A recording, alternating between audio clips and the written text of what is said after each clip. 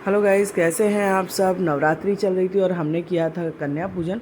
उसका वीडियो मैं डाल रही हूँ थोड़ा सा लेट, क्योंकि और सभी कार्यक्रमों में व्यस्त थे, गरबा वगैरह भी था। तो यहाँ पे हम कर रहे हैं एक बड़ी कन्या जो जिसकी अभी शादी तय है और इसकी शादी हो जाएगी। तो मैंने इसको थोड़ा सा सुहाग का सामान दिया है और कुछ खाने का दिया है, क्योंकि ये व्रत भी है। फिर हमने अपनी कन्याओं को खिलाना शुरू किया है, क्योंकि हमारे पास जो कन्या आई थी उनको भी हम खिला रहे हैं। तो नवरात्र में कन्या खिलाना बहुत ही शुभ मानते हैं। अब की कुछ अष्टमी नवमी इस तरह से पड़ रही थी दुविधा वाली, तो मैंने शाम के टाइम किया है जिसमें कि मुझे नवमी मिल जाए करने के लिए। तो मैंने इस तरह से किया है, बच्चों को बुला लिया है, उनका स्कूल का भी नागा ना हो, छुट्टियां हो जाए। तो मैंने उन बच्चों को शाम को बुलाया है, उसमें मैंने छोले पूड़ी और खीर खिलाई है।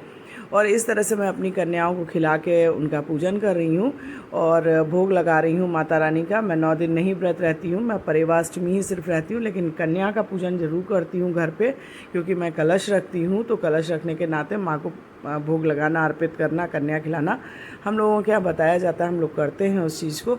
तो अब की नवरात्र की जो हमारी ये नवमी अष्टमी पड़ रही है, तो हम इसमें खिला रहे हैं कन्या रानी। और कुछ लंगूर भी हैं जो मेरे पास आए हुए हैं, तो इनको भी मैं खिला रही हूँ। बच्चे कुछ शर्मा रहे हैं और मुझे उनका देख करके बहुत अच्छा लगता है, क्योंकि नए नए घर में जब हम लोग भी जाते थे तो हम लोग भी शर्माते थे। इन बच्चों को देख करके अपना बचपन भी याद आ जाता है।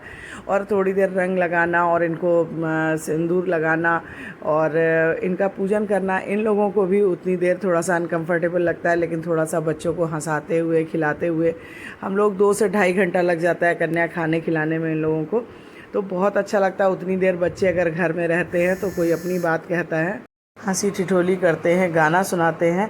तो बच्चों के साथ में प्रेम स्नेह के साथ मैं उनको रंग लगा रही हूँ, उनका टीका चंदन करूँगी और इस तरह से मैं भोग लगाऊंगी, इन लोगों को कन्या खिलाऊंगी।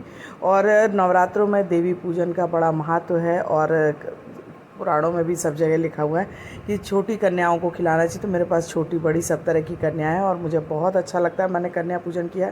फिर शाम को हमें जाना था डांडिया प्रैक्टिस के लिए, तो मैंने बच्चों को जल्दी से खिला पिला के विदा किया और उनको मैंने गिफ्ट दिए और फ्रूट्स दिए, पैसे दिए, जो भी विदाई में माँ के दिए जाते हैं बच्चों को, कन्याओं को, वो करके मैंने उनको दिया। और उसके बाद हम गए हैं डांडिया के लिए शाम के लिए। तो दिन भर का व्रत होने के बाद बहुत थकान हो रही थी। उसके बाद भी हम लोग गए डांडिया करने, क्योंकि हम लोग का डांडिया का प्रोग्राम भी लगा हुआ था। नवरात्रों में लगभग राम बारात और ये इस तरह से सब कार्यक्रम हुए, जनकपुरी वगैरह। तो हम लोग देख रहे हैं बहुत ज़्यादा व्यस्तता हो रही है, बहुत ज़्यादा थकान हो रही है, लेकिन उत्साह किसी का भी कम नहीं हो रहा है।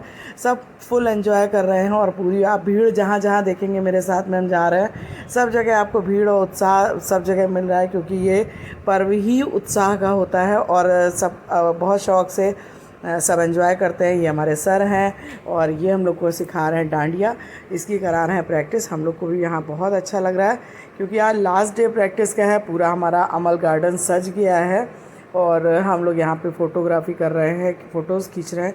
तो गाइस, कैसा लगा वीडियो, और बने रहिए चैनल पे, आपको मिलेंगे भी डांडिया के